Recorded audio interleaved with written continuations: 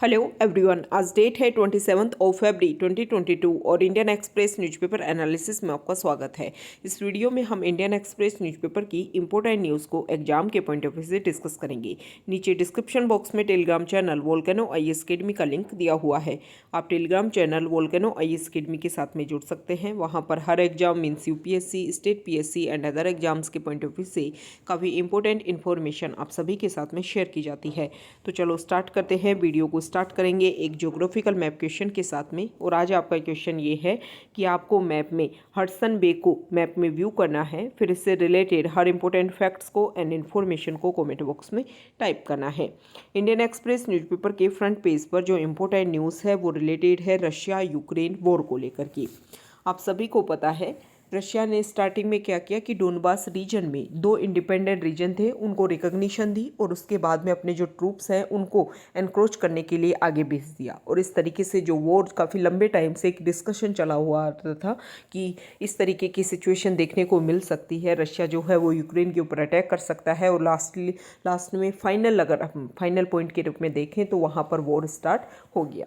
इसकी वजह से वहाँ की जो लोकल पॉपुलेशन है वो वहाँ की जो यूक्रेन की वेस्टर्न पार्ट पर जो रीजनल बॉर्डर कंट्रीज़ हैं वहाँ पर शिफ्ट होना स्टार्ट हो गए हैं। और पोलैंड जो कंट्री है, आप मैप को व्यू करोगे, जो यूक्रेन रशिया का जो बॉर्डर एरिया है वहाँ पर कौन कौन सी कंट्रीज़ यूक्रेन के साथ में अपनी बॉर्डर बनाते हैं स्पेसिफिक आप देखोगे तो वहाँ पर ब्लैक सी भी है।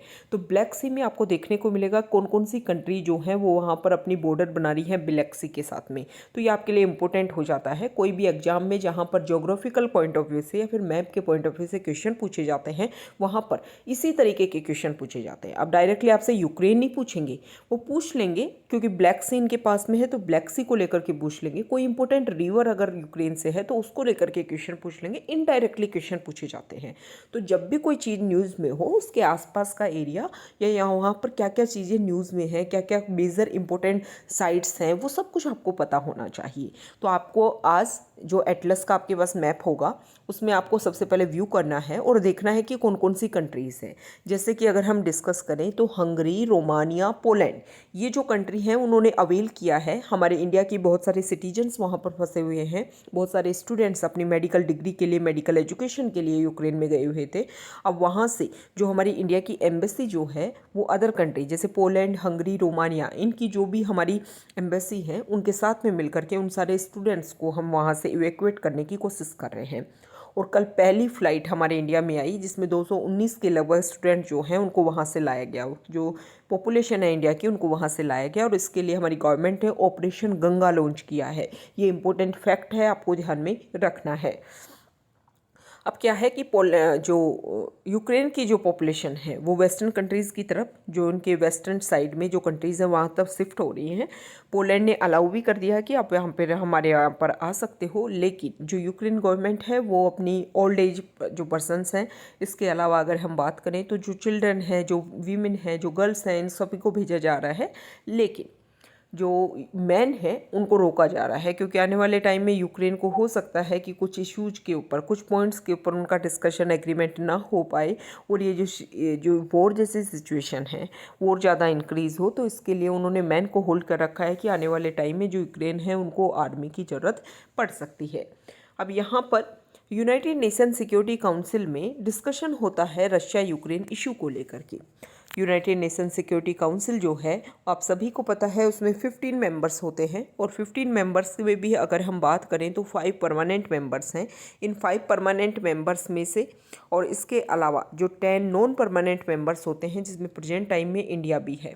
तो यहाँ पर जब इसमें एक रेजोल्यूशन पास करवाने की कोशिश की गई, यूएस और अल्बानिया जो कंट्री है उन्होंने मिलकर के ये जो रेजोल्यूशन है उनको पास करवाने की कोशिश की। तो इंडिया, यूएई और इसके अलावा चाइना, उन्होंने इस रिजोल्यूशन में एब्सटेन किया, मतलब इसमें वोट करने से वो बचे। इन पर उन्होंने ना हाँ बोला ना बोला। मतलब एक तरीके से रशिया ने भी इंडिया के लिए बोला है कि इंडिया ने जो एक बैलेंस्ड यहाँ पर नेचर अपनाने की कोशिश जो की है वो काफ़ी ज़्यादा इंपॉर्टेंट है दोनों कंट्रीज़ के रिलेशन के लिए। हालांकि इंडिया जो है ना वेस्टर्न कंट्रीज़ की तरफ अपने सपोर्ट के लिए कुछ बात कह रहा है और ना ही रशिया के लिए। इंडिया दोनों तरफ से, दोनों साइड से इंडिया के काफ़ी अच्छे रिलेशंस हैं और इंडिया इंडिया चाहता है कि दोनों साइड से जो रिलेशन है वो इसी तरीके से बेहतरीन बने रहें। हालांकि इंडिया ये भी चाहता है कि जो ये वॉर है वो ना हो, इस चीज़ को यहीं पर रोका जाए, होल्ड किया जाए। और इंडिया के प्राइम मिनिस्टर ने पहले भी इस बात को डिस्कस किया है कि देखो, ट्रांसपेरेंट तरीके से अगर हम किसी पॉइंट का डिस्कशन करते हैं तो उसमें जो रिजल्ट है वो भी काफ़ी ट्रांसपेरेंस एंड ऑनेस्ट निकल करके आता है। तो ये जो भी इशू है, इसके क्या फाउंडेशन है, क्या कंसर्न है, क्या मेजर कोज है, उन सभी के बारे में पता लगाया जाए और फिर उन पॉइंट्स के ऊपर डिस्कशन किया जाए कि हाँ, यहाँ पर सहमति बनाने की कोशिश की जाए ताकि वॉर जैसी सिचुएशन ना क्रिएट हो। क्योंकि वॉर होगा उससे ना सिर्फ ये 2 कंट्रीज इफेक्ट होंगे बल्कि ग्लोबली लेवल पर भी इनडायरेक्टली इफेक्ट देखने को मिलता है। ओके, नेक्स्ट इम्पोर्टेंट आर्टिकल जो है वो यहाँ देखिए। नेक्स्ट इम्पोर्टेंट आर्टिकल है पेज नंबर 2 पर। यहाँ पर बता रखा है, दिल्ली सरकार ने अपनी तरफ से एडवर्टाइजमेंट दिया है कि पोलियो 2 बूंद जिंदगी की। ओके, आपने पहले भी इस तरीके के जो एडवर्टाइजमेंट है, जो ऐड हैं वो देखे होंगे। तो प्लस पोलियो जो इम्यूनाइजेशन जो फैक्ट्स हैं उसके बारे में यहाँ पर बता रखा है कि देखो, ये जो पोलियो डिजीज़ है वो स्पेसिफिक जो हमारे चिल्ड्रन हैं उनको इफ़ेक्ट करती है। और इसमें क्या होता है कि पोलियो वायरस जो है वो इफ़ेक्ट करता है बॉडी को और पैरालिसिस देखने को मिलता है। तो यहाँ पर जो इस तरीके की वैक्सीनेशन, मतलब उनको दवाई पिलाई जाती है, मेडिसिन पिलाई जाती है ताकि इस तरीके की जो प्रॉब्लम है उससे हम क्या कर सकें, अपने आप को बचा सकें। आपका क्वेश्चन ये है कि इंडिया जो है, इंडिया को पोलियो जो डिजीज है उससे WHO ने डिक्लेयर कर दिया है कि इंडिया पोलियो फ्री हुआ है या नहीं हुआ है। ये क्वेश्चन है आपका और ये आपको बताना है कमेंट बॉक्स में कि इंडिया पोलियो फ्री है या नहीं है। WHO ने डिक्लेयर कर दिया है या नहीं कर दिया है इंडिया के लिए। नेक्स्ट इम्पोर्टेंट आर्टिकल है पेज नंबर 7 पर। यहाँ पर जो फर्स्ट आर्टिकल है, हमारे प्राइम मिनिस्टर ने डिस्कशन किया। प्राइम मिनिस्टर ने ये बोला कि देखो, हमारे इंडिया से बहुत सारे स्टूडेंट हैं जो मेडिकल की स्टडी के लिए फॉरेन कंट्रीज जाते हैं, तो क्यों ना हम हमारे यहाँ पर इस तरीके का इंफ्रास्ट्रक्चर डेवलप करें, प्राइवेटाइजेशन, प्राइवेट सेक्टर को इसमें इंक्लूड करें ताकि जो प्रॉब्लम्स हैं उसको भी सॉल्व कर पाएँ। और जो इश्यूज हैं, जो फॉरेन फीस हम देते हैं, हमारे जो स्टूडेंट जो फॉरेन स्टडी करने जाते हैं, तो बहुत सारा हमारा पैसा जो है वो फॉरेन फीस के रूप में चला जाता है। तो उसको हम रोक सकते हैं इंडिया में ही, जो इंडिया के ग्रोथ एंड डेवलपमेंट में काम होगा। हमारे यहाँ पर जब डॉक्टर यहीं से बनेंगे तो उनका एक तरीके से डेडिकेशन आएगा कंट्री के लिए वर्क करने के लिए। हमारी जो बेसिक प्रॉब्लम्स हैं उनको वो स्टूडेंट अच्छे से समझ पाएंगे और तब जाकर के हमारे इंडिया में जो हेल्थ इंफ्रास्ट्रक्चर जो है, या फिर WHO की जो गाइडलाइंस है कि 1000 जो पेशेंट है उनके ऊपर 1 डॉक्टर होना चाहिए, इस तरह अभी तक अगर हम देखें तो बहुत सारे हमारे जो रेशियो है वो काफ़ी कम है। रेशियो में अगर हम बात करें तो हमारे यहाँ पर जो भी पैरामेडिकल स्टाफ की बात कर लें या फिर अगर हम मेडिकल स्टाफ की बात कर लें, काफ़ी कमी है। और इन सभी को हमें दूर तो करना है, क्योंकि कोविड पेंडेमिक के टाइम में हमने देखा था कि इंफ्रास्ट्रक्चर अच्छा होना कितना ज़रूरी है। आप बहुत सारी प्रॉब्लम्स को काफ़ी ज़्यादा काउंटर कर सकते हो, काफ़ी ज़्यादा सॉल्व कर सकते हो। ओके, तो हमारे प्राइम मिनिस्टर ने बोला है कि प्राइवेट सेक्टर पार्टिसिपेशन करके हम मोर डॉक्टर्स को प्रोड्यूस करना चाहते हैं। हमारे इंडिया ने अफ़गानिस्तान को जो फूड ग्रेन्स है, वीट की जो सप्लाई है वो की थी, और इंडिया का जो फर्स्ट शिपमेंट है इंडियन वीट का वो अफ़गानिस्तान पहुंच चुका है। इस तरीके की हमें पता है कि अफ़गानिस्तान में जो भी उनके वहाँ पर रिजर्व्स थे उन सभी को, उनके जो भी मनी था उसको रोक दिया गया, उनके बैंक अकाउंट सीज किए गए हैं ताकि वहाँ पर जो तालिबान है, जब तक वो कुछ पॉइंट्स के ऊपर एग्री नहीं होता तब तक ऐसा ना हो कि उस मनी का यूज़ करके वो टेररिज्म को इंक्रीज़ करने की कोशिश करें। तो इसके लिए वहाँ पर काफ़ी ज़्यादा ह्यूमैनिटेरियन क्राइसिस क्रिएट हो रहा था, काफ़ी प्रॉब्लम क्रिएट हो रही थी। तो इंडिया ने वहाँ पर असिस्टेंस प्रोवाइड करने की कोशिश की। इससे पहले भी इंडिया ने वहाँ पर मेडिकल जो भी इक्विपमेंट्स होते हैं, जो मेडिसिन्स हैं, वो सभी प्रोवाइड करने की कोशिश की। और यहाँ पर जो इंडियन वीट है उसको, वीट का मींस ग्रेन्स प्रोवाइड करने की कोशिश की है, और लैंड रूट का यूज़ करते हुए पाकिस्तान के थ्रू हमने ये जो प्रोसीजर है इसको कंप्लीट किया है। हालांकि इंडिया जो है वो तालिबान या फिर अफ़गानिस्तान के जो लोग हैं उनकी हेल्प कर रहा है, लेकिन अभी तक तालिबान को उन्होंने रिकॉग्निशन नहीं दी है। ओके, नेक्स्ट इम्पोर्टेंट आर्टिकल है, हमारे इंडिया के डिफेंस मिनिस्टर राजनाथ सिंह उन्होंने एक इम्पोर्टेंट बात बोली कि पूरे वर्ल्ड में अगर हम ओवरव्यू करें तो इंडिया एकमात्र ऐसा कंट्री है जिसने कभी भी किसी कंट्री के किसी भी पार्ट को अपने अंडर करने के लिए उसके ऊपर अटैक नहीं किया है। हमारे ऊपर अगर पर्सनली किसी ने अटैक किया है हमारे लैंड रूट को एनक्रोच करने के लिए, तभी इंडिया ने खुद की सिक्योरिटी के लिए, उसको मेंटेन करने के लिए, काउंटर करने के लिए ही उस अटैक को, वो जो वॉर जैसी सिचुएशन क्रिएट हुई, लेकिन इंडिया ने आगे से कभी दूसरे कंट्रीज़ के ऊपर इस तरीके का कोई भी अटैक नहीं किया है। नेक्स्ट इंपॉर्टेंट आर्टिकल है डिलिमिटेशन कमीशन को लेकर के। जम्मू एंड कश्मीर में जो असेंबलीज़ की जो सीट है उनको इंक्रीज़ करना, रिड्यूस करना, सीट्स को मर्ज करना, उनका एरिया ज़्यादा इंक्रीज़ करना, इस सभी के लिए रंजना देसाई की अध्यक्षता में डिलिमिटेशन कमीशन बनाया गया था। अब जो डिलिमिटेशन कमीशन है उसको लेकर के जो एनसी प्रेसिडेंट फारूक अब्दुल्ला, इसके अलावा जो भी इनके एमपीज़ थे जिनको रिव्यू करना था डिलिमिटेशन कमीशन की गाइडलाइंस को, तो उन्होंने ये बोला है कि बीजेपी एमपी ने जो भी अपनी रिकमेंडेशन दी थी उसके अकॉर्डिंग ज़्यादा काम किया है डिलिमिटेशन कमीशन ने।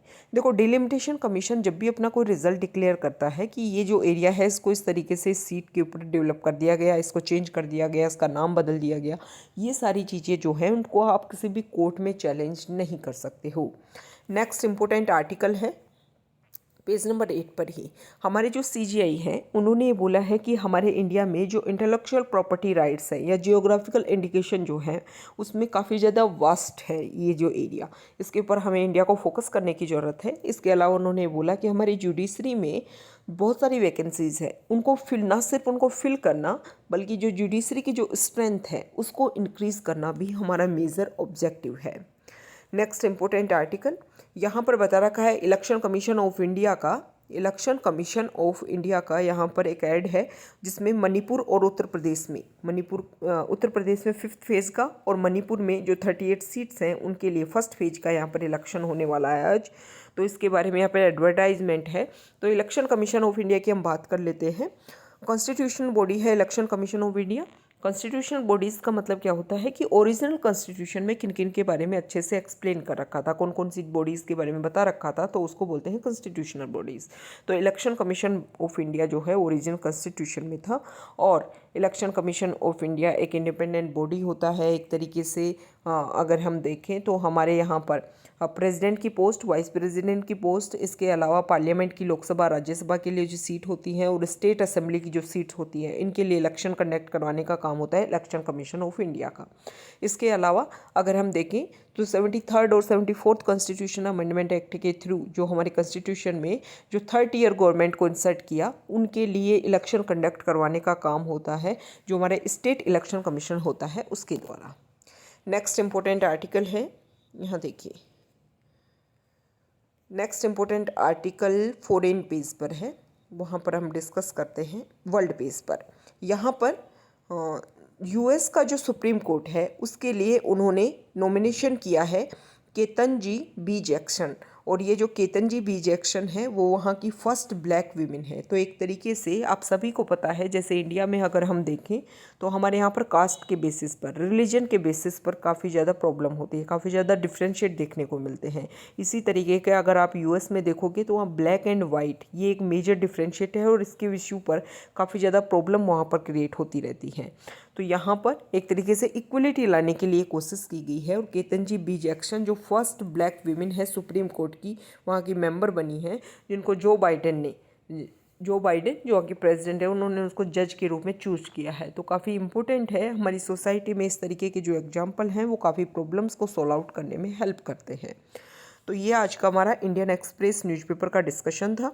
अगर आप यहाँ तक आए हैं, वीडियो आपको अच्छा लगा है तो प्लीज़ वीडियो को लाइक कीजिए, शेयर कीजिए और चैनल को सब्सक्राइब कीजिए। Okay, thank you.